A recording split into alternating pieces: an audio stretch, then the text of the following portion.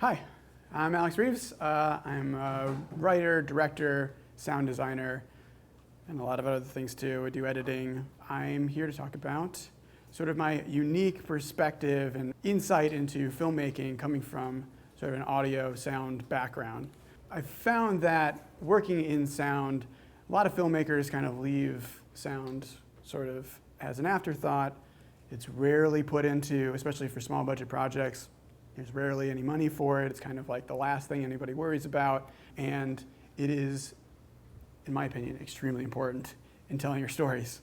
So I'll give you a little background. That's me. My dad's a recording engineer, so I grew up sort of doing the creative process through music production.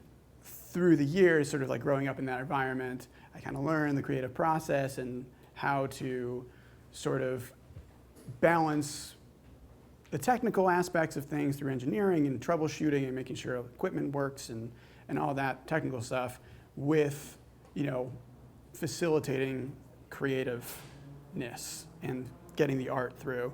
By the time I was in like junior high, I had my own studio. I was recording friends' bands and stuff like that. And I went to school. By the time I got to college, I was kind of shifting more into doing video production, and I knew that was definitely where the goal was to be on the other side of the camera as opposed to the microphone. When I moved out to California after school, I started doing TV editing. I did a bunch of reality TV work. And I discovered pretty early on how much the sound side of things played into sort of the editing world. I mean, a lot of my colleagues as editors, they were into music. A lot of them were drummers, and I realized, how important rhythm and tempo and pacing and stuff like that already just is built into video editing. And then when I got into sort of the actual process of it, we would do things like the industry term that we would use was making a radio edit, which is basically when you take all the pieces of a story, of a scene, and lay them all out, and if you could close your eyes and play that scene back and understand everything that was happening in that scene, you were good to go. That was your radio edit. So basically the foundation of the scenes, especially in reality and documentary work, is all about, the substance of a scene is being told to you through the audio, and then the rest is sort of the icing on the cake, is your visuals, your B-roll, seeing people on camera, giving interview responses, things like that. So when I left editing, I opened up a studio, kind of got back into my music production roots. I had enough space where I could kind of bring in, I had enough space where I could sort of get back into doing some music production, and I had bands come back in, and I kind of got back to my roots. Realized there was not really any money in that, kind of shifted that. Since I had sort of the sound set up, kind of started doing more, sound for picture, recording voiceover and ADR, and then eventually sound design, mixing things for short films, and then ultimately commercials and music videos. I do my best, since I'm a director as well as a sound designer, it's kind of like for some reason, a rare pairing. I mean, there's lots of editors become directors, there's lots of cinematographers like that. There's kind of like pairings that are fairly common. I don't really know any other sound designers who also direct. I'm sure they're out there, but for some reason it's kind of a lesser combination.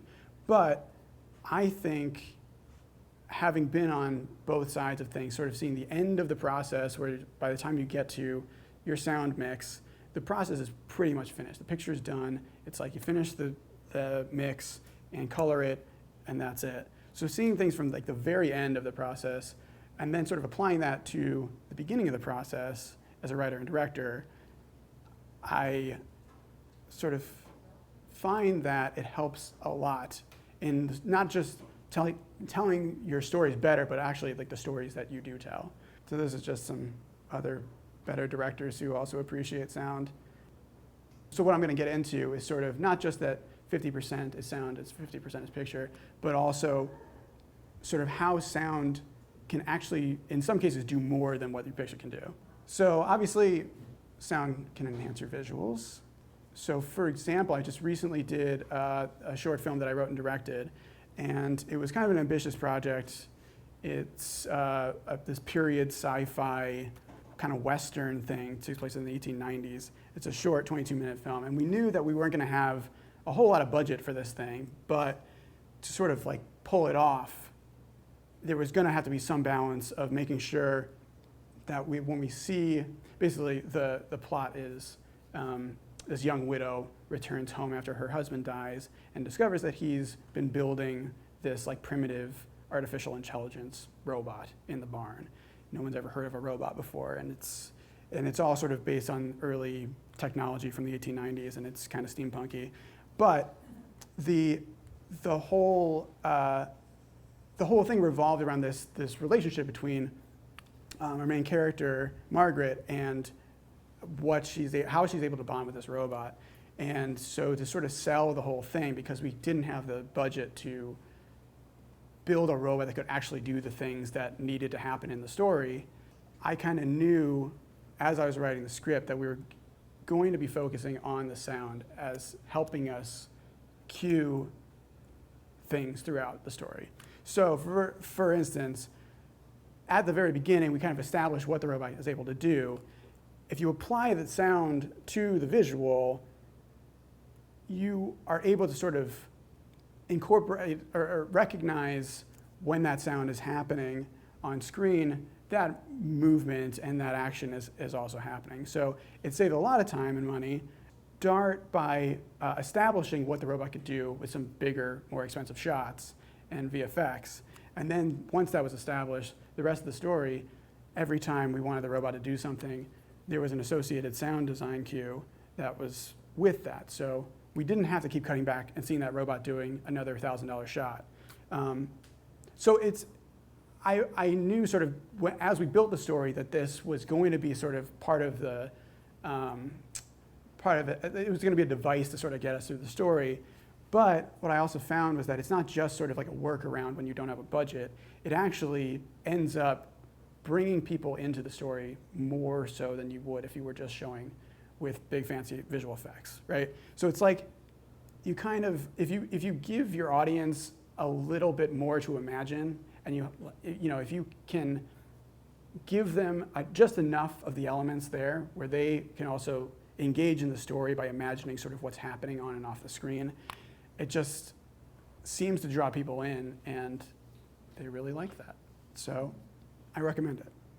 I do a lot of work with music videos, mostly as a sound designer. Sound design for music videos is kind of, it varies from project to project, so how much. Some directors use it for different reasons.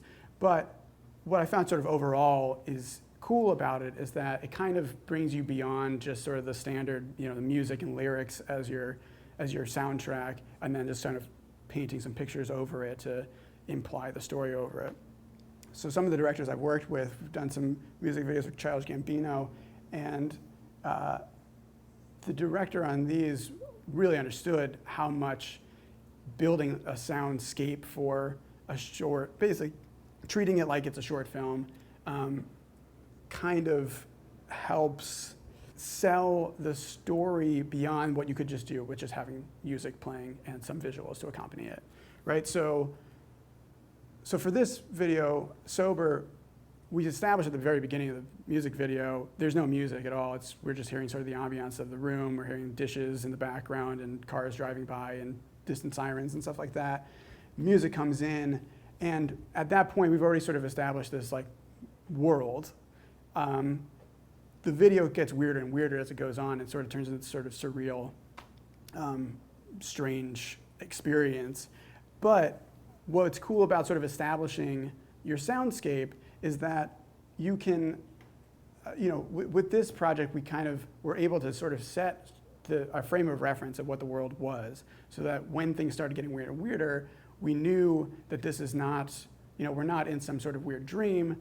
We're in the real world, and weird stuff is happening in it.